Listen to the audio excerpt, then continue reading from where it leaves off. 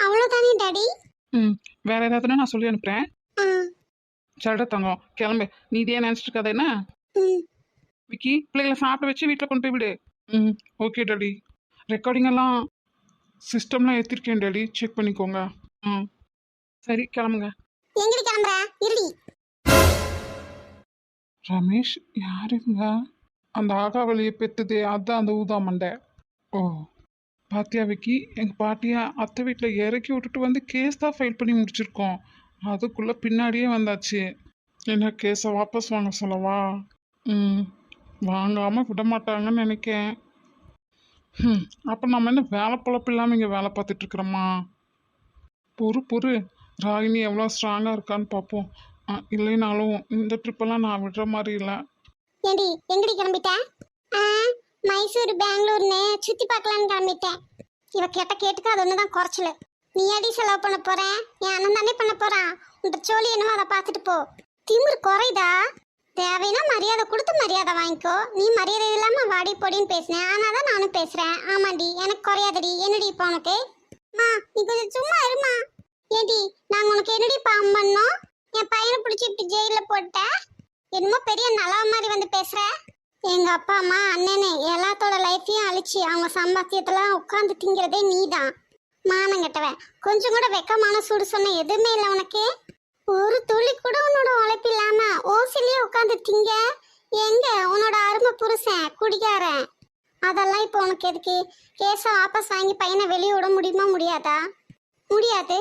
நீ பெரிய இவ, நீ வந்து மிரட்டினா நீ சொல்றதெல்லாம் நான் செஞ்சுட்டு போயிடணுமா? 10 ரூபா சம்பாதிக்க வக்கீலாதவ தானே நீயும் புருஷனும். ஓசிலேயே உட்காந்து திங்குறீல, அந்த சாமர்த்தியத்தை காட்டி பாக்குறேன் நானும் எப்படி நீ அவனை ஜாமீன்ல எடுக்கிறேன்னு. ஏடி இப்படி எல்லாம் பண்ணிட்டு திரிகிற? முதலே கொஞ்ச நாள் உங்க அப்பா கொண்டு வந்து அவனை ஜெயில போட்டிருந்தா, இப்ப நீ அப்ப கூட திருந்தல. திருந்துற அளவுக்கு அவன் என்னடி தப்பு பண்ணா? யாடி இங்க ஊர் உலகத்துல தப்பு பண்ணாம இருக்காங்க? அடுத்தவங்களை குறை சொல்ற அளவுக்கும் திருத்துற அளவுக்கும் யாரும் இங்க நல்லவங்க இல்லடி. அப்புறம் நீ மட்டும் ஏண்டி இப்படி எங்க உயிரை வாங்குற? ஓ, உயிரை வாங்குறனா? அப்ப போய் சேர வேண்டியதானே. ஏன் எங்க பிராணிய வாங்கிட்டு இருக்க? கேளுமா கேளு, நல்லா கேளு. நீ என்ன ஒரு நல்லவனை கட்டி கொடுத்துருந்தீனா இப்படி எல்லாம் நண்டு சுண்டெல்லாம் வந்து என்ன கேள்வி கேட்குமா? என் வாழ்க்கையே உன்னாலதாம்மா நாசமா போச்சு. பெத்தவங்க பேச்ச கேட்கணும்னு ஒரு தருதலை பிடிச்சி என் தலையில கட்டி நான் அந்த குடிகாரம் பின்னாடி ஓடுறதா இல்ல இந்த தருதலை பின்னாடி ஓடுறதா எனக்கே தெரியலம்மா. மொட்டை காலத்துல விழுந்து சாகிறது. கேட்டியா? 10 ரூபா குறையாது. அப்படி இருந்தாலும் இல்லைனாலும் அண்ணன் எனக்கு இப்ப வரைக்கும் எல்லாம் செய்யறான். ஆனா ஒரு நாள் இப்படி எல்லாம் பேசுனது இல்லம்மா. அவன் பெத்தது எப்படி பேசுது பாத்தியா? அதான் எங்க வாழ்க்கையே மூழ்கடிச்சிட்டீல. அப்புறம் என்ன? உனக்கு செஞ்சதெல்லாம் இருந்திருந்தா கோடீஸ்வரனா ஆகாட்டியும் பரவாயில்ல, கடனாளியா இல்லாம இருந்திருப்பாரு. தேவைதாம்மா, எனக்கு இதெல்லாம் தேவைதான். ஏய், உனக்கு தேவையா இல்லையான்னு நீ அப்புறம் முடிவு பண்ணிக்கோ. வழிய விடு, எங்களுக்கு வேலை இருக்கு. ஏண்டி அத்தை அம்மாக்கு சமம், என்னடி மரியாதை கொடுக்குறா நீ அவளுக்கு? ஓ, கேட்டுக்கு மரியாதை ஒண்ணுதான் குறைச்சலா? அம்மா தாயே, நீ மரியாதையா தர வேண்டாம், அதையெல்லாம் விடு. என் பையன் மேல கொடுத்த கேஸ் மட்டும் வாபஸ் வாங்கிருத்தாயே. என் பையனை மீட்டு கொண்டு போலாம் தான் நான் வந்தேன். முடியாதுன்னு சொல்லிட்டேன்ல, தமிழ்ல தானே சொன்னேன், புரியல? அடியே, உங்க அப்பா கொடுத்த கேஸாவது தேவலடி. நீ கொடுத்துருக்கிற கேஸு என்னவா வேணாலும் இருந்துட்டு போட்டோம், நான்லாம் வாபஸ் வாங்க மாட்டேன். ஏண்டி உன் காலை வேணாலும் விழுறண்டி. அப்படி என்னடி என் பையன் தப்பு பண்ணா? உரிமை இருக்கவும் உங்ககிட்ட தானே அப்படி நடந்துக்கிட்டான், அதுல என்ன தப்பு இருக்கு சொல்லு? உரிமை இருக்கா இல்லையா, கொடுத்தனா கொடுக்கலையாங்கிறது நான் சொல்லணும், நீங்களா முடிவு பண்ணக்கூடாது, புரியுதா? பொண்ணுங்களா அபியூஸ் அண்ட் ஹராஸ்மெண்ட் பண்றது எவ்வளவு பெரிய தப்பு தெரியுமா? அதுவும் என்ன மட்டும் இல்ல, அம்மா ஸ்தானத்துல இருக்க எங்க அண்ணியையும் சேர்த்து. நீ நினைக்கிற மாதிரி அடிச்சது அத்துமீறினது மட்டும் தப்பில்ல, தகாத வார்த்தை பேசினது, மனசு காயப்படுற மாதிரி பேசி நடந்துக்கிட்டது எல்லாமே தப்புதான். என் பையன் உங்ககிட்டயே அப்படித்தான் நடந்துக்கிட்டானாமா. சாரிம்மா. சாரி கேட்டுட்டா எல்லாம் சரியா போயிருமா? இல்லதாட்டி ஆத்தா, இப்ப என்னடி பண்ணணும் உனக்கு? பையனை இந்த லட்சணத்துல வளர்த்ததுக்கு தூக்குல தொங்குங்க குடும்பத்தோட. தேவைதாண்டி, எனக்கு தேவைதான். ஆமா, பையனை ஒழுங்கா கண்டிக்க வேண்டிய இடத்துல கண்டிச்சு அடிக்க வேண்டிய இடத்துல அடிச்சு நல்லா வளர்த்திருந்தீங்கன்னா இப்படியெல்லாம் அடுத்த முன்னாடி நான் கேவலப்பட்டு நிக்கணும்னு அவசியமும் இல்லை, அவனும் அடி வாங்கியே சாகணும்னு தேவையும் இல்ல. ஆமா, அது இப்ப தெரிஞ்சு போது நிறுத்தடி அம்மா. என் பையன் சின்ன சின்னதா தான் ஏதோ ஒண்ணு பண்ணியிருப்பான். நீ ஒருங்க கல்யாணம் பண்ணி அவனுக்கு பொண்டாட்டியா வாழ வந்திருந்தீங்கன்னா இதெல்லாம் தேவையா? நடந்திருக்குமா? நீயே சொல்லு. ஓ, அந்த ஆசை வேற உனக்கு இருக்கா? உன்ன மாதிரி ஆளுங்கனாலதான் பிள்ளைங்க கெட்டு குட்டிச்சவரே ஆகுறாங்க. பிள்ளைய பெத்தமா, படிக்க வச்சமா, பொறுப்பா வளர்த்தமான்னு இருக்கணும். அதை விட்டுட்டு இவளை கட்டிக்கோ அவளை கட்டிக்கோன்னு தேவையா இதெல்லாம்? பெண்ணு பொண்ணு பொருளெல்லாம் அதுவாதான் தேடி வரணும், நம்மளால தேடி போக கூடாது. உன்னை ஒருத்திய வச்சுக்கிட்டு எங்க குடும்பம் நாசமா போனதெல்லாம் பத்தல, இதுல ஏன் லைஃபையும் சேர்த்து நாசமாக்கணும்னு நினைக்கிறீங்க? அப்பா ஆத்தா பிள்ளைகன்னு யாரு 10 பைசா சம்பாதிக்க துப்பில்ல. அடுத்தவங்க காசுல உட்காந்து எப்படி திங்கலான்னு நல்லா பிளான் போடுங்க. ஆமாண்டி அத்தா, எங்களுக்கு தலை கூறு இல்லாம போச்சு. நீதான் அவனை கட்டிட்டு வந்து திருத்தி நல்லா வச்சு பாலே. யார் வேண்டான்னு சொன்னான்? அறிவு கெட்டதே.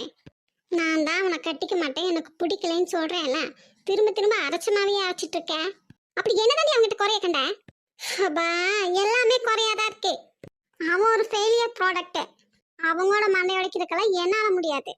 ராகினி, நல்லா யோசிச்சு பேசேன். நீ ஏன் இப்படி சொன்னா? இங்க பாரு, எரிச்சல கிளப்பாத. போலீஸ் ஸ்டேஷன்ல இருக்குன்னு கூட பார்க்க மாட்டேன், எட்டி மிதிச்சுட்டு போயிட்டே இருப்பேன். பெத்தவ உன்னாலே ஒன்னும் கட்ட முடியலையா? நான் வந்துதான் கட்டணுமா? அவனுக்கே அவன் மேல அக்கறை இருந்தா அவனே திரும்பி ஒழுங்கா வருவான்.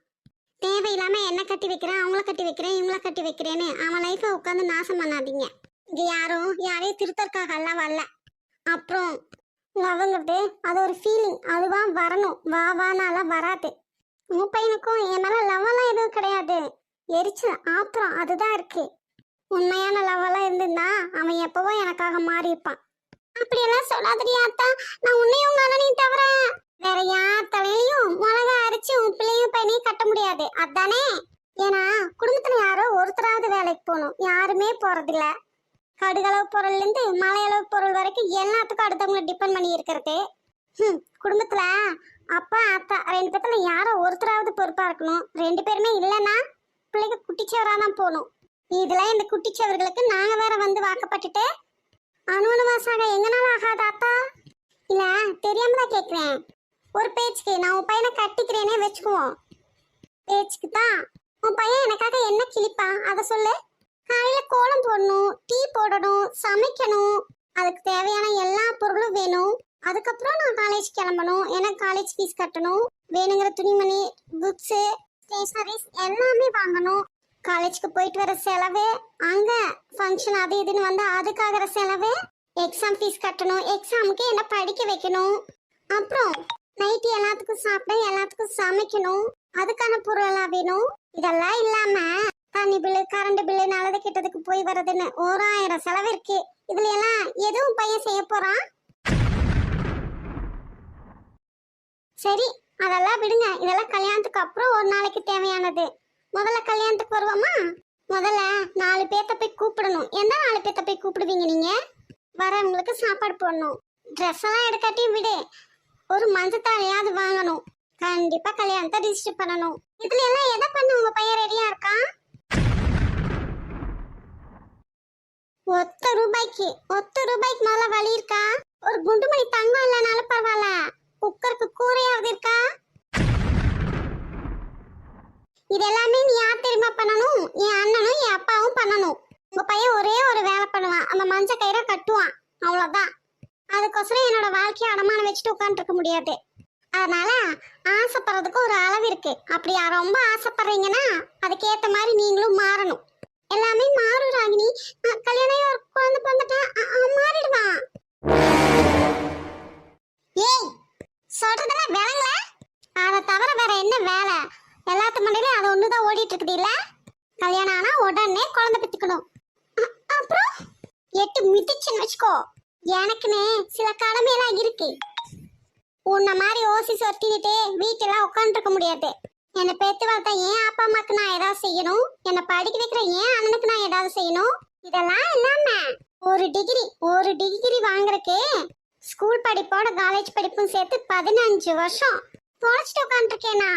அப்போ அதுக்கெல்லாம் ஏத்த மாதிரி என்னோட வாழ்க்கைய நான் சந்தோஷமா வாழணும், நிறைய சம்பாதிக்கணும், இல்லாதவங்களுக்கு நிறைய செய்யணும், என்ன மாதிரி படிக்க கஷ்டப்படுறவங்களுக்கு என்னால முடிஞ்ச ஹெல்ப் பண்ணணும். இந்த மாதிரி எனக்கு நிறைய ஆசையெல்லாம் இருக்கு. அதையெல்லாம் அந்த ஆளை தூக்கி போட்டுட்டு வந்து உன் பேரம்பேத்திக்கு முதுகு தேய்ச்சி குளிச்சுட்டு உட்காந்துருக்க முடியாது. என்ன நினைச்சிட்ட நீ? எங்க அம்மா பண்ணிட்டு இருக்காள ஒரு வேலை, அவ வாழ்க்கைய தொலைச்சிட்டு மாமியார் புருஷன் பிள்ளைகன்னு எல்லாத்துக்கும் சேவை செய்யறதுன்னு அடிமையா கிடக்கா பாரு. அந்த மாதிரி எல்லாம் நான் இருப்பேன்னு நினைச்சிட்டியா? அப்படியெல்லாம் நான் இருக்க மாட்டேன். அப்ப நீ உன் பையனுக்கு காலையில காஃபி போட்டு கொடுத்து நைட்டு படுக்க போகும்போது காலாமத்தி விடுற அடிமை போட்டாட்டியா? நான் இருக்க மாட்டேன்னு சொன்னேன். பாசம் அன்பு இதெல்லாம் வேற, அதையெல்லாம் ஒரு காரணமா காட்டி அடிமைப்படுத்தி வச்சிருக்கிறது வேற. அவங்கவுங்க வேலைய அவங்கவுங்க தான் செஞ்சுக்கணும். அதுக்கு தான் கடவுள் 6வது அறிவுன்னு ஒண்ணு மனுஷங்களுக்கு கொடுத்துருக்கான். எனக்கு சில ஆசைகள் கனவுகள் எல்லாமே இருக்கு. அதையெல்லாம் விட்டுட்டு கல்யாணம் பண்ணிட்டு கூச்ச தூக்குற வேலையெல்லாம் எனக்கு செட் ஆகாது. எனக்கு அது பிடிக்கவும் இல்லை. அதனால இந்த பேச்சை இங்கோட நிறுத்திக்கோ. அப்புறம் வேற எந்த பொண்ணோட வாழ்க்கையும் நாசம் பண்ணிடாத இந்த மாதிரி கேவலமான எண்ணத்தை வச்சுக்கிட்டு. இப்பவாது வழிய விடுறியா? ஆக மொத்தம் நீயும் உங்க அண்ணனும் என் பிள்ளைகளை கட்ட மாட்டீங்க. ஆமா, நீங்க மகாராஜா ஃபேமிலி ஆச்சே. எங்களோட பெரிய ஃபேமிலில இருந்து வரன் வரும், பார்த்து கட்டிக்கோங்க. ஓ, கேஸையும் வாபஸ் வாங்க மாட்டேல? சேச்சே, நல்லா தெளிவா யோசிச்சு இந்த முடிவு பண்ணிருக்கேன். வாபஸ் எல்லாம் வாங்க மாட்டேன். இப்ப சொல்றேன்டி, என் பையனை எப்படியாவது வெளியே கொண்டு வந்து உனக்கே கல்யாணம் பண்ணி வச்சு உன்னை என் வீட்டு வேலைக்காரியா ஆக்கல, என் பேரு வள்ளி இல்ல. ஓ சபாஷத்த, நீ நினைக்கிறதெல்லாம் என்னைக்கும் நடக்காது. அப்புறம் வள்ளிங்கிற பேரை மாத்த வேண்டியது வரும். நல்ல பேரை பார்த்து வச்சுக்கோ. நான் சொன்னது மட்டும் நடக்குதா இல்லையான்னு பாருடி. நடக்கவே நடக்காது. இத்தனை வருஷமா உன்னால ஒண்ணுமே பண்ண முடியல. இனி போய் தான் நீ அவனை மாத்த போறியா? பாப்போம். எனவே ஆல் தி பெஸ்ட். வரட்டா? ராகினி, ஏ ராகினி. நீங்களா? நானே பயந்துட்டேன். நல்லா இருக்குமா உன் கதை? சாரி அண்ணி. ஏதாவது சாப்பிட எடுத்துட்டு வரட்டா? தண்ணி ஏதாவது குடிக்கிறீங்களா? இல்லை இல்லை வேண்டாம். என்ன மேடம், நடந்ததையே யோசிச்சுட்டு இருந்தீங்களோ? ஆமா அண்ணி. அதையே யோசிச்சுட்டு இருந்து எப்படி எக்ஸாம் எழுதுவேன்? ஒழுங்கா படி. பயமா இருக்கா அண்ணி? பயமா இருக்கா? எதுக்கு? எங்க அத்தை சவால் விட்ட மாதிரி நடந்துருமோன்னு. அப்படி எதுவும் நடக்காது, பயப்படாம ஒழுங்கா படி. நடந்தா உங்க அண்ணனும் உங்க அண்ணன் ஃப்ரெண்டும் விட்டுருவாங்களா என்ன? அப்படியே இருந்தாலும் விட்டுற மாட்டாங்க அண்ணி. எங்க அண்ணனே விட்டாலும் விக்கி என்ன விட மாட்டாரு. இல்லை, சுரேஷ் மேல ஏதாவது அபிப்பிராயம் இருக்கா உனக்கு? சி, அவன் மேலையா? அவன் மேல எல்லாம் யாருக்காவது ஒப்பீனியன் வரும்? அப்புறம் என்ன? அப்புறம் எதுக்கு பயப்படுற? இல்ல, எங்க அத்தையை பொறுத்த வரைக்கும் நான் பேசுனதெல்லாம் அவங்க பையன் பொறுப்பா இல்லைங்கிறதால அப்படிங்கிறது மட்டும்தான் புரிஞ்சிருக்கும். அவங்கன்னு இல்லை, சொசைட்டியே அப்படிதான் நினைச்சிருப்பாங்க. யாரோ என்னவோ நினச்சிட்டு போகிறாங்க. உனக்கு அவன் மேலே ஏதாவது ஃபீலிங்ஸ் வந்திருக்கா? இல்லை இல்லை, அப்புறம் என்ன, விடு. இல்லை நீ அவன் பொறுப்பா வந்துட்டான் அப்படிங்கிறதோடனே சுட்டி காட்டி ஏன்னா அவன் தலையில கட்ட பார்க்கலாம்ல, அதான். உன்னோட ஆசையோ உணர்வையோ எதையுமே அவங்க புரிஞ்சுக்கலாம். அவங்க பிடிச்ச இதில் ஒரே பிடியாக நிற்கிறாங்க. அதுக்காக நம்ம வாழ்க்கையை தொலைச்சிட்டு இருக்க முடியுமா? நீ ஏன் அதையவே யோசிச்சுட்டே இருக்க? உனக்கு யாராவது மேலே அபிப்பிராயம் வந்தால் அதுக்கப்புறம் அதை பற்றி பார்த்துக்கலாம். இல்லையா மறுபடியும் அவங்க அம்மாவோ இல்லை அவங்களோ பிரச்சனை பண்ணும்போது பார்த்துக்கலாம், விடு. ஆமா, அவங்க என்னையோ என்னோட உணர்வுகளையோ என்னோட ஆசைகளையோ புரிஞ்சுக்கவே இல்லை. அது மட்டும் இல்லை நீ. சரி, உங்கள் குடும்பத்தையும் ஒரு வழி பண்ணிட்டாங்க தான். அதுக்குன்னு சின்ன வயசுல ரொம்ப வருஷம் நாங்கள் ஒன்றா தான் இருந்தோம். அதுக்கப்புறம் தான் தனித்தனியாக வந்துட்டோம். எங்கள் மேலே பொறாமையா என்னன்னே தெரியாது. ஆனால் சைக்கிள்லேருந்து தள்ளி விடுறது, வேணுன்ட்டு நோட் புக்ஸ் எல்லாம் கிழிச்சு வச்சுட்டு என் மேலே பழி போடுறது. இப்போ கூட பண்ணாங்களே, காசு அவங்களே ட்ரான்ஸ்ஃபர் பண்ணிட்டு அண்ணன் மேலே பழி போடல, அந்த மாதிரி தான் காசெல்லாம் திருடிட்டு என் மேலேயோ அண்ணன் மேலேயோ பழி போடுறது. இந்த மாதிரியெல்லாம் ஏதாவது பண்ணிகிட்டே இருப்பாங்க. அது மட்டும் இல்லை, எங்கள் அப்பாவுக்கு என் அண்ணன் 10th படிக்கும்போது கேஸில் ஏதோ பிரச்சனை ஆகி ரோட்டோரமாக வந்துட்டு இருக்கும்போது எங்கள் அப்பாவுக்கு வந்ததா இல்லை மற்றவங்களுக்கு வந்து இவர் ஏற்றுக்கிட்டாரான்னு தெரியல, கடப்பாறையால எங்கள் அப்பா நெஞ்ச தொலைச்சிட்டாங்க. என்ன சொல்ற? ஆமா நீ, கரெக்டா எங்க அண்ணனுக்கு 10th பப்ளிக் எக்ஸாம் மேத்ஸ் நடக்கும்போது மேத்ஸ் சயின்ஸ் சோசியல்னு எதுக்குமே அவன் போல ஜிஹெச்ல அட்மிட் பண்ணி கேஸ் ஆகி எத்தனை பேர்கிட்ட எங்க அம்மாவும் எங்க அண்ணனும் போய் கெஞ்சினாங்க. யாருமே ஹெல்ப்புக்கு வரல. அப்புறம் ரேகாக்கா ரேவதி அக்காங்களோட அப்பாங்க தான் எல்லாமே பார்த்துக்கிட்டாங்க. விக்கி அண்ணாவோட அப்பா கூட ஊர்ல இருந்து இங்கேயே வந்து கூடயே இருந்து பார்த்துக்கிட்டாரு. அவருக்கு சர்ஜரி முடிஞ்சு கூட எவ்வளோ நாங்க கஷ்டப்பட்டோம் தெரியுமா? அப்ப கூட எங்க அத்தை எங்களை விட்டு வைக்கல. அப்பவும் எல்லாமே நாங்களே தான் பண்ணி தொலைச்சோம். அதுக்கப்புறம் 10th ஃபெயில் ஆனா ரீ எக்ஸாம் எழுதுவாங்களே அவங்க கூட தான் எழுதி எங்க அண்ணன் பாஸ் பண்ணி +1 +2 சேர்ந்தான். இந்த மாதிரி நிறைய இன்சிடென்ட்ல தேவைக்கு நம்மளை யூஸ் பண்ணிக்கிறாங்களா, ஆனா அவங்க வந்து நிக்கவே மாட்டாங்க. இந்த மாதிரி சில இதனாலதான் எனக்கும் எங்க அண்ணனுக்கும் இல்லை எங்க வீட்டுல யாருக்குமே அவங்க மேல ஒரு இது வெறுப்பா? அதனாலதான் இன்னைக்கு என்னைக்குமே என்னால அவனை ஏத்துக்க முடியாது. அதான் இவ்வளோ தெளிவா இருக்கியே, அப்புறம் என்ன? இருந்தாலும் சவால் விட்டதுக்காக பிள்ளைகளே இவ்வளவு கேப் மாதிரியா இருந்தா பெத்தவ எவ்வளவு கேப் மாதிரியா இருப்பா. எங்க அத்தை என்ன வேணா பண்ண தயாரா இருப்பா. அதான் வரது வரட்டும், ஆனது ஆகட்டும். இப்போ என்ன காரியம் நடக்கணுமோ அதை பாரு. ஏற்கனவே நிறையா எக்ஸாம்ஸ் நல்லா பண்ணலைன்னு சொல்லிட்டேன். இனி வர எக்ஸாம்ஸாவது நல்லா பண்ணு. ஆமால எங்க அண்ணனுக்கு என்னால இதை மட்டும் தான் பண்ண முடியும். அது மட்டும் இல்லை ராகினி, இதே வேற யாராவதா இருந்தா நடந்த பிரச்சனைக்கு நேரம் ஒரு மாப்பிள்ளைய பார்த்து கல்யாணம் பண்ணி வச்சிருப்பாங்க. நிஜமாதான். ஆனால் உங்கள் வீட்டில் யாரும் அதை பற்றி யோசிக்கல பார்த்தியா? அது வரைக்கும் சந்தோஷப்பட்டுக்கோ. மேரேஜ் பண்ணிக்கிறதுல எனக்கு பயம் இல்லை அண்ணி. ஆனா பசங்க மேக்ஸிமம் நல்லவங்க தான். அதை சுற்றி இருக்கிறாங்க பார்த்தியா, அவங்க தான் சரியில்லை. ஆஃப்டர் மேரேஜ் கூட படிக்கிறவங்கலாம் இருக்காங்க. இப்போ விக்கி அண்ணா இருக்காங்களா, அவங்க தங்கச்சியெல்லாம் படிக்கும் போதே கல்யாணம் பண்ணி கொடுத்துட்டாங்க. அந்த அண்ணா டாக்டர், அதனால மோடி நல்லா படிக்க வச்சாங்க. ஓ, ரேகாக்கா மம்மி, ரேவதி அக்கா மம்மி, எங்க மம்மின்னு எல்லாருமே ஆஃப்டர் மேரேஜ் கூட படிச்சிருக்காங்களே. நல்ல லைஃப் பார்ட்னர் இருந்தா லைஃப்ல எதை வேணா சாதிக்கலாம் அண்ணி. கரெக்டா ராகினி, படிக்கிறதுக்கு ஏஜில் தான். ஆனால் நம்ம மைண்ட் செட்டு இப்ப நான் கொட்டையை குழப்பிட்டு இருக்கிற மாதிரி குழம்பாம தெளிவா இருக்கணும். அதான். ஆனா ஒண்ணு, எனக்கு என்ன ஆனாலும் எப்பவும் என் 2 அண்ணனும் எனக்கு சப்போர்ட்டா இருப்பாங்க. அந்த ஒரு தைரியம் எனக்கு எப்பவுமே இருக்கு. அது மட்டும் என் கைவிட்டு போயிடக்கூடாது அண்ணி.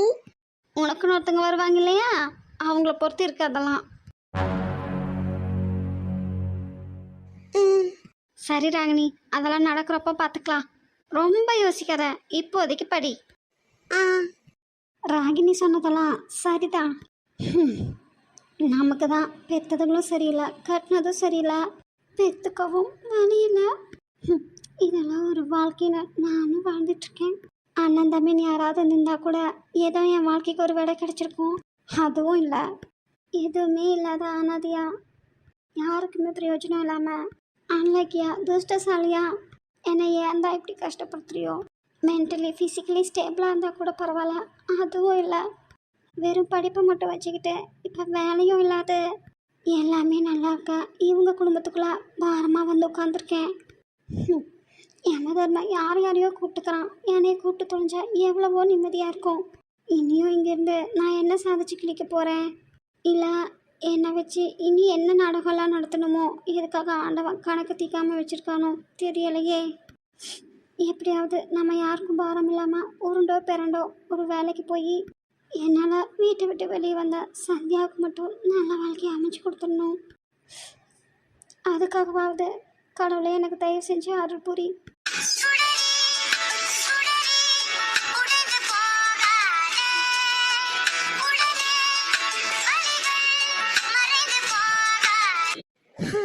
அம்மா அப்பா அண்ணனு எல்லாரும் இருந்தாலும் நல்ல ஹஸ்பண்ட் அமைஞ்சாதான் ஆச்சு. இல்லைனா எல்லா வகையிலும் நாம மட்டும் கஷ்டப்படுறதும் இல்லாம பெற்றவங்களும் கூட பிறந்தவங்களும் சேர்ந்தே கஷ்டப்படணும்.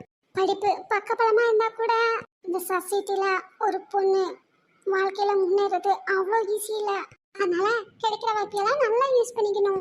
நல்லா படிச்சுட்டு ஒரு நல்ல நிலைமைக்கு வந்துட்டு அதுக்கப்புறம் வாழ்க்கையில என்னோட ஃபர்ஸ்ட் பார்ட் நல்லா தான் இருக்கு, செகண்ட் பார்ட்டும் நல்லா இருக்கணும்னா ஹம், எனக்குன்னு பிறந்தவன் எங்க இருக்கானோ அவனும் அவன் குடும்பமும் நல்லவங்களா இருக்கணும்.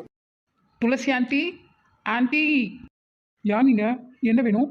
நான் துளசிமணி ஆண்டியை பார்க்கணும். அவங்க வருவாங்க, நீங்க உட்காருங்க. உங்களுக்கு சாப்பிட என்ன வேணும்னு சொல்லுங்க. அதாங்க, நான் ஆண்டியை பார்க்க தான் வந்திருக்கேன், சாப்பிட வரல. ஓ, பரவாயில்ல, உட்காருங்க.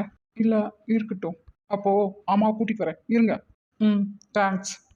விக்கி, என்ன பர்த்டே பேபி? ம், இங்க யாரை பார்க்க வந்திருக்கோம்? வருவாங்கல்ல, நான் பேசும்போது கேளு. ம், வேற ஏதாவது வேணுமா? இல்ல. ம், நான் தான் துளசி. நீ யாரு? என்ன இவ சண்டைக்கு வர மாதிரி வரா? ஆளை மூஞ்சியும் பாரு. நான் சங்கர் அவங்க பையன். சங்கரா? எந்த சங்கரு? நீங்க கான்ஸ்டபிள் ராமோட ஒய்ஃப் தானே? ஆமா, நான் அந்த ஆளோட பஞ்சாதிதேன். நீங்க இத்தனை நாளா பஸ் ஸ்டாப் கிட்ட கடை போட்டிருந்தீங்களே, ஆமா. அங்க டெய்லியும் நைட் சாப்பிட வருவாரே சங்கர் குமரேசன்னு. ஓ, அந்த இன்ஸ்பெக்டர் பொறுக்கியோட மகனா நீ? Madam, mind your words. என்னடா நான் எழுத்து படிச்சுட்டேனே இங்கிலீஷ்ல தசபுசுன்னு பேசுற? நீ மட்டும் தான் படிச்சிருக்கேன்னு நினைப்பா? என் பையனும் தான் லாயருக்கு படிச்சிருக்கான், பாத்துக்கோ. என்ன உங்க அப்பனை சொன்னதும் அப்படி முறுக்கிக்கிட்டு கோவம் வருது? அந்த ஆள் எதுவும் சொல்லி அனுப்பலையா? அந்த ஆளோட தொல்லை தாங்காம தானே கடன் உடனே வாங்கி ஹோட்டல் ஆரம்பிச்சான். பிரச்சனை பண்றதுக்குன்னே இத்தனை நாள் அவன் இருந்தா, இப்போ உன்னையும் சேர்த்து அனுப்பி வச்சிருக்கானா? மறுபடியும் சொல்றேன், கொஞ்சம் பார்த்து பேசுங்க. என்ன பார்த்து பேசணும்? எங்க அம்மா மட்டும்தான் இருப்பாங்கன்ட்டு பிரச்சனை பண்ணணுங்கிறக்காகவே வந்திருக்கியா நீ? நான் எதுக்குங்க உங்ககிட்ட பிரச்சனை பண்ண போறேன்? இல்லை, எனக்கு அதான் வேலையா என்ன? அப்புறம் எதுக்குடா வந்த? ஆ, இது இது கரெக்டான கேள்வி. இதை முதல்ல கேட்டிருக்கணும். ரொம்ப பேசாதடா, நான் தான் வந்தோடனே கேட்டனே. சார், நான் தான் தெளிவா சொன்னனே உங்க அம்மாவை தான் பார்க்கணும்னு. சரிடா, இப்போ உன்னை எதுக்கு அவன் அனுப்பி வச்சான் அதை சொல்லுடா முதல்ல. உங்க வீட்டுக்காரர் டியூட்டில இருந்தப்போ எதிர்பாராத விதமா நடந்த விபத்துல இறந்துட்டாரு. ஓ, அத நீ இப்ப சொல்லிதான் எனக்கு தெரியணும்னு இல்ல, அது எனக்கு எப்பவோ தெரியும். இதை சொல்லதான் சார் வந்தீங்களோ? விக்கி, கொஞ்சம் பொறுமையாக தான் என்ன பேசுறேன்னு கேளுங்களேன். பேசி முடிக்கிறக்குள்ளேயே தாம் தூம் டையான்னு குதிக்கிறீங்க. அப்படி என்னத்த பெருசாக பேசி கிழிச்சிட போற நீ? நான் கொஞ்சம் பேசி முடிச்சுக்கிறேன், அது வரைக்கும் அமைதியா இருங்க. அதுக்கப்புறம் நீங்க பேசுங்க. நீ என்ன சொல்ல வந்தியா அதை சொல்லு. அமைதியா இருக்கணுமா இல்லையான்னு நாங்க முடிவு பண்ணிக்கிறோம். உங்க ஹஸ்பண்ட் வேலை பார்த்தது என் அப்பாவோட ஸ்டேஷன்ல தான். அவர் இல்லாத இடம் யாருனாலையும் ஃபில் பண்ண முடியாதுதான். ஆனாலும் உங்களுக்கு கொஞ்சம் ஹெல்ப்பாக இருக்கணுமே அப்படிங்கறக்காக ஏதாவது பண்ணலான்னு ட்ரை பண்ணப்போ எதுவுமே வேண்டாம்னு நீங்கள் மறுத்துட்டீங்க. அதுக்கப்புறம் நீங்களாவே கடனை உடனே வாங்கி அதையும் இதையும் பண்ணி ஒரு கடை போட்டீங்க. அந்த கடைக்கு அதை ஹோட்டலா மாத்தலாம், நான் ஹெல்ப் பண்றேன்னு சொல்லிட்டு உங்க அப்பா வந்தான், அதையும் நான் வேண்டான்ட்டேன். அப்புறம் என் பிள்ளைகளை படிக்க வைக்கிறேன்னு சொல்லிட்டு அதுக்கு ஹெல்ப் பண்றேன்னு சொன்னான், அதையும் நான் வேண்டான்ட்டேன். அப்போ நான் உங்களை நிம்மதியாக விடுவேனான்ட்டு டெய்லி நைட்டு ரோந்து வந்தா கூட பரவாயில்ல, என் கடையிலேயே வந்து உட்காந்து பாப்பல 7 மணி நேரம் ஓசில தின்னுட்டு காசும் தரமாட்டான். எப்படா இவ எழுந்து போவான்னு இருக்கும் எனக்கு. ஹஸ்பண்ட் இல்லாத பொண்ணு குழந்தைகளை வச்சுட்டு கஷ்டப்படுறாங்கன்னு யாரும் வந்து உங்ககிட்ட மிஸ்பிஹேவ் பண்ணிடக்கூடாது, எந்த பிரச்சனையும் தகராறு வந்துடக்கூடாதுங்கிறதுக்காக எங்க அப்பா அப்படியெல்லாம் பண்ணிட்டாரு. அதுக்கு நான் அவர் சார்பில் மன்னிப்பு கேட்டுக்கிறேன். அப்புறம் அவர் ஓசியில் தின்னாருன்னு சொன்னீங்களே, அதுக்கு அவர் சாப்பிட்டதுக்கெல்லாம் கணக்கெழுதி வச்சிருந்தாரு. அதுக்கு வட்டியும் போட்டு 3.5 லட்சம் ரூபா பணம் இதில் இருக்கு. இதை வச்சுக்கோங்க. நீங்கள் நடத்தின அந்த கடையில் லாபமே வரலன்னு நினச்சிருப்பீங்க. அந்த கடையோட லாபம் இதுதான். வாங்கிக்கோங்க, இது உங்கள் பணம் தான். இதை கொடுத்துட்டு இன்னைக்கு நைட்டு எங்கள் வீட்டில் ஃபங்க்ஷன் இருக்குது, அதுக்கு உங்களை இன்வைட் பண்ணிட்டு வர சொன்னார். ஆக்சுவலாக அவர் தான் வரதா இருந்தது. சில பல வேலைகளால் அவரால் வர முடியல. அதனால தான் நானே வந்தேன். அப்புறம் இதை நான் உங்கள் பையன்கிட்டயே கொடுத்துட்டு போயிருக்கலாம். ஆனால் எனக்கும் உங்களை தெரியாது, உங்களுக்கும் என்ன தெரியாது. அதனால தான் உங்களையே பார்த்து கொடுத்துட்டு போகணுங்கிறதுக்காக வெயிட் பண்ணேன். ப்ளீஸ் இதை வாங்கிக்கோங்க. இல்லப்பா, இந்த பணத்தை கொண்டு போய் உங்க அப்பா கிட்டயே பத்திரமா கொடுத்துரு. அப்புறம் நான் மன்னிப்பு கேட்டதாகவும் சொல்லு. புருஷன் இல்லாதவ நைட்டு பகலன்னு பார்க்காம கடை நடத்துறா, பொழுதுக்கு நாள் வந்து உட்காந்துக்கிறான். இவங்க 2 பேத்துக்குள்ள ஏதோ கனெக்ஷன் இருக்குன்னு ஊராரெல்லாம் தப்பு தப்பா பேசுவாங்க. நானும் என்னோட 2 பிள்ளைகளையும் எப்படியாவது படிக்க வச்சு கரை சேர்த்துன்னு சொல்லி தான் எல்லாத்தையும் பொறுத்துட்டு இருந்தேன். இப்போ என்ற பையனுக்கு படிப்பு முடிஞ்சுது, லாயர் ஆயிட்டான். படிக்கும் போதே பார்ட் டைம் ஜாப் அது இதுன்னு போயிட்டு இருந்தான். அதனால கொஞ்சம் குடும்ப பாரம் குறைஞ்சிது. கடனெல்லாம் குடும்பம் வரைக்கும் கொஞ்சம் அடைச்சிட்டேன். கொஞ்சம் தான் இருக்கு, அதை நானே பார்த்துக்குவேன். கையில காசும் இல்லை, கூடமாட ஒத்தாசிக்கு ஆளும் இல்லை, வீட்டில் பெரியவங்களும் இல்லை. அண்ணன் தம்பி அப்பா நாத்தான் யாராவது இருந்தா கூட எனக்கு எந்த ஒரு கஷ்டமும் தெரிஞ்சிருக்காது. இதெல்லாம் ஒரு பக்கம் என்ன அழுத்த, ஊராரும் இப்படி பேச எல்லாம் பொறுக்க மாட்டாம தான் எப்பவும் உங்க அப்பா நான் கரிச்சு கொட்டிட்டும் இருப்பேன். இப்பவும் அதனாலதான். புரியுதுங்க. யாரோ என்னவோ பேசிட்டு போகிறாங்க, நம்ம தெளிவாக கரெக்டாக இருக்கிறோமா, அதுதான் நமக்கு முக்கியம். உங்கள் கோலில் நீங்கள் கரெக்டாக கான்சன்ட்ரேட் பண்ணவும் தான் உங்கள் பையனை படிக்க வச்சிட்டீங்க. ரொம்ப சந்தோஷம். அதுக்குன்னுட்டு ஏன் அப்பா கடங்காரனா இருக்க முடியுமா என்ன? அவர் நினச்சிருந்தா டெய்லி அப்பப்போ காசு கொடுத்துருக்கலாம். ஆனால் நீங்கள் அதையெல்லாம் என்ன பண்ணியிருப்பீங்க? எப்பவும் போல கந்து வட்டிக்காரனுக்கு வட்டி கட்டுறக்கே சரியாக போயிருக்கும். அதனால தான் அவர் அப்படி கொடுக்காம விட்டுட்டாரு. அது மொத்தமாக சேர்த்து இப்போ கொடுக்கவும் ஒரு பெரிய அமௌண்ட்டாக இருக்குல்ல, வாங்கிக்கோங்க. இல்லப்பா. நானும் என் அப்பாவோ இல்லை யாரும் தப்பாலாம் எதுவும் நினைக்க போகிறதில்ல. நினைக்கிறக்கும் இதில் எதுவும் இல்லை. அவர் சாப்பிட்டதுக்கு அவர் காசு கொடுத்து அனுப்பியிருக்காரு, அதான் வாங்கிக்கோங்க. தயவு செஞ்சு வாங்கிக்கிட்டிங்கன்னா பரவாயில்ல. இல்லை கடனாளியாக இருக்கோன்னு என் அப்பாவுக்கும் மனம் உழைச்சா அதை என்கிட்ட வேலையை முடிக்க சொல்லி கொடுத்து அனுப்பி என்னால் முடிக்க முடியலன்னு எனக்கும் மனம் உறுத்திட்டே இருக்கும். ப்ளீஸ். சரிப்பா. ரொம்ப தேங்க்ஸ். அப்புறம் மறக்காமல் கண்டிப்பாக ஃபங்க்ஷனுக்கு வந்துடுங்க. யாரோ என்னவோ பேசிட்டு போகிறாங்க. அவங்களுக்கு என்ன நம்மளை பற்றி A to Z முழுசாவா தெரியும்? அப்படி தெரியணும்னு அவசியமும் இல்லையே. அப்புறம் அவங்க சின்னவங்களை கேட்டின பெரிய விஷயம் இதான்ட்டு விட்டுட்டு போயிட்டே இருக்கணும். அதையெல்லாம் நினச்சிட்டு இருந்தோன்னா நம்ம வாழ்க்கையை நம்ம வாழ முடியாது. அதனால் அதையெல்லாம் நீங்கள் மனசில் வச்சுக்காம தயவு செஞ்சு ஃபங்க்ஷனுக்கு வாங்க. இத்தனை நாளாக தான் ஹஸ்பண்ட் இல்லை, நம்மக்கிட்ட காசு பணம் இல்லை, நம்ம கஷ்டப்பட்டுட்டு இருக்கோம், அதனால் எங்கேயும் போய் வர வேண்டாம்னு நினச்சிருந்தீங்க. இனியும் அப்படி இருக்காதீங்க. 4 பக்கம் வாங்க போங்க. உங்கள் பையனும் தலையெடுக்க ஆரம்பிச்சிட்டாரு. பையன் இருக்கேன், அப்புறம் எதுவும் பயம் உங்களுக்கு? நானும் உங்களுக்கு பையன் மாட்டுக்குதா. இந்த பையன் கூப்பிட்டா அம்மா நீங்கள் வரமாட்டீங்களா என்ன?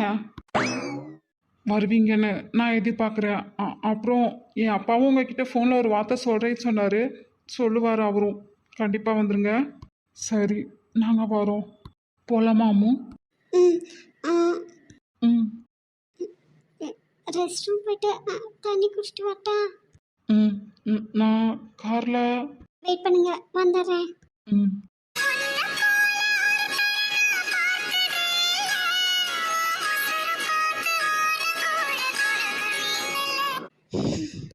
வார்த்தைகள் சிலரை வாழ வைக்கும், சிலரை உடஞ்சு போகவும் செய்யும், சிலரை கொல்லவும் செய்யும். பேசும்போது அடுத்தவங்க பேச விட்டு அவங்க என்ன பேசுறாங்கன்னு நல்லா கவனிச்சு அதுக்கப்புறம் நீ கவனமா பேசணும், புரியுதா? யாரு நீ? அதே இன்னைக்கு ஃபங்க்ஷனுக்கு வருவீங்களே, வந்தீங்கன்னா தெரிஞ்சுக்கலாம். லாயர், உங்க அம்மாக்கே நீங்க நிறைய சொல்லிக் கொடுக்க வேண்டியது இருக்கு. அவங்களுக்கு முதல்ல சொல்லிக் கொடுங்க, அதுக்கப்புறம் என்னை பார்த்து முறைப்பீங்களா, புரியுதா? அப்புறம் மேடம், சார் கண்டிப்பா ஃபங்க்ஷனுக்கு வந்துருங்க. நான் வரட்டா? பாய் பாய். ரொம்ப நேரம் தூங்கிட்டோமோ? மணி எவ்வளோ இருக்கும்? ஓ, இது புது வீடுல, இங்கே வாட்ச் கூட இல்லை. நம்மளை கூட்டிகிட்டு வந்தால் இந்த மகராசை எங்கே போனாரே? மாடு தூக்கம் தூக்கமாக தான் வந்துட்டேன். சரி, மேலே போய் அவரை பார்ப்போம். மேலே எல்லா பக்கம் தேடியாச்சு, எங்கேயும் காணல. இது கீழ் போர்ஷன் இதுதானே? கதவு திறந்து தானே கிடக்கு. உள்ள போய் பார்ப்போம். இங்கேயும் இல்ல. இவரை நம்பி தானே வந்தேன், சொல்லாம கொள்ளாம எங்க போனாரு? புது ஏரியா வேற. வரும்போது இவர் கூட வர சந்தோஷத்துல வழிய கூட நான் பார்க்கல. யார்கிட்ட போய் இவரை எங்கன்னு கேட்கறது? யாருக்குதான் இவரை தெரியுங்க? போன நானும் எடுத்துட்டு வரலாம், அவர்கிட்டயும் நம்பர் கூட நான் வாங்கலாம். ஐயோ, இப்ப என்னதான் பண்ண? உண்மையால காதலிச்சு நம்பி வந்த பாவத்துக்கு என்னை கிறுக்கி பைத்தியக்காரி ஆக்கி ரோட்ல திரிய விட்டுருவ போல இருக்கு.